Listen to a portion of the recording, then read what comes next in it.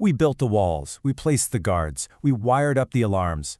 In our last couple of explainers, we designed a whole security operations center, a SOC, using pfSense, Suricata, and Wazuh. But you know, theory's one thing. Today we're going to put our digital fortress to the test. I'm going to launch a live attack against our own network, and we'll get to see exactly what it looks like from both sides of the fight. First up, let's see what it's like to be on the offense. Okay, so we're moving away from the blueprints and on to the front lines. It is time to see how our systems respond to a real threat in real time. And make no mistake, the threat out there is absolutely constant. Attackers are always probing, always looking for a way in. There's this technical term for it, active exploitation of enterprise control planes, which is really just a fancy way of saying they are actively trying to hijack the core systems that run an entire network. This is the reality every single network faces, which is why a solid SOC isn't just a nice-to-have, it's an absolute necessity. Now, just to make sure we're all on the same page, let's quickly lock in a couple of terms. A vulnerability is just a weakness, right? A flaw in a system. An exploit is the specific piece of code an attacker uses to take advantage of that weakness to get inside. It's simple. You find the crack, then use a tool to break it wide open. And believe me, the stakes are incredibly high. Take this, for example. A vulnerability found in some Cisco hardware, CVE 2026-2012-7, scored a perfect 10.0 on the severity scale, a 10.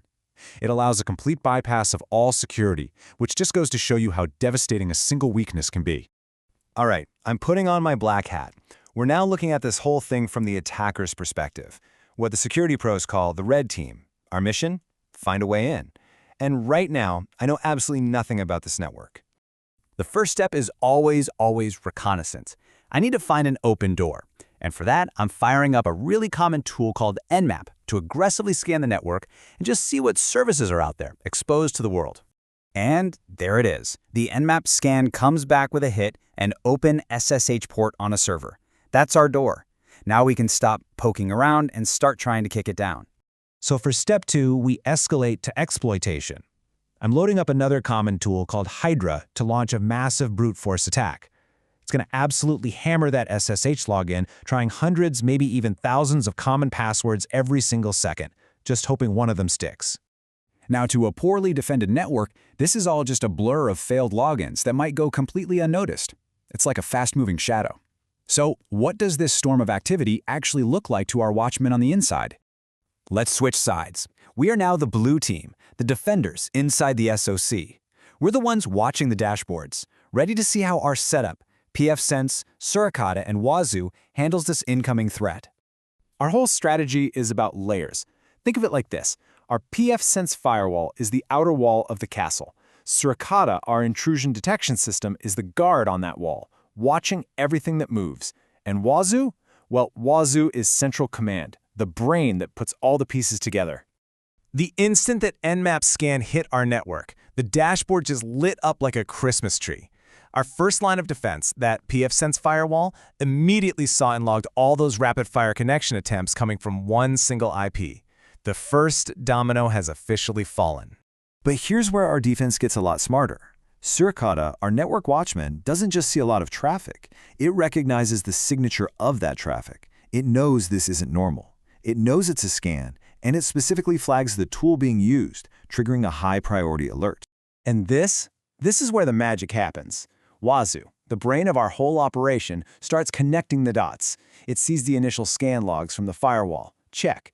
It sees the specific Nmap alert from Suricata. Check.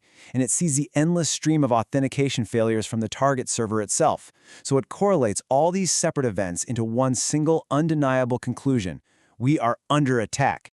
This is what our defenders get to see. Not just a chaotic mess of logs, but a clear, visual story of an attack happening right now. The dashboard tracks that malicious IP, it pulls together every related event, and it shows us exactly where the threat is coming from. The end result of all this correlation is a massive Level 10 critical alert. It's flagging multiple authentication failures that happened right after known reconnaissance activity. There's no room for doubt here. We caught them red-handed. But you know, detection is only half the battle. Just knowing you're under attack isn't enough. Now we have to stop it. This is where we shift from just seeing the threat to actively fighting back. And that's the huge difference between passive detection and active response. See, a passive system, it just sends up a flare. It gives you an alert that needs a person to see it and then do something about it. An active response system sees that flare and launches the countermeasure all by itself, automatically. This is why our Wazuh server doesn't just sit there and complain about the attack. Its active response module automatically pushes a new rule straight to our pfSense firewall, telling it, hey, completely drop any and all traffic coming from this attacker's IP address now. The benefits here are just enormous. I mean, we're talking about a response time that drops from minutes, maybe longer, down to milliseconds. Automation gets rid of the risk of human error, it enforces our security policy perfectly every single time, and it frees up the human security team to focus on more complex stuff. So what's happening back on the attacker's machine? Nothing. Silence. The brute force script just errors out. The connection is flat out refused. The attack is over before it could even find a single valid password. The fortress holds. So let's just zoom out for a second. What this whole exercise shows is a fundamental principle of modern cybersecurity. It really all comes down to this. You simply cannot defend what you cannot see. Without this level of visibility, that brute force attack would have just been a silent, invisible drill pounding away at our server, and we might never have known until it was way too late. But with the combined power and visibility of pfSense, Suricata, and Wazuh, that silent attack became a loud, unmissable alarm. It was detected, automatically blocked, and totally neutralized in just a few seconds. That is the power of a modern, layered SOC. If you found this breakdown of a live attack and defense useful, definitely hit that like button, and be sure to subscribe for more deep dives into network security. Stay safe out there.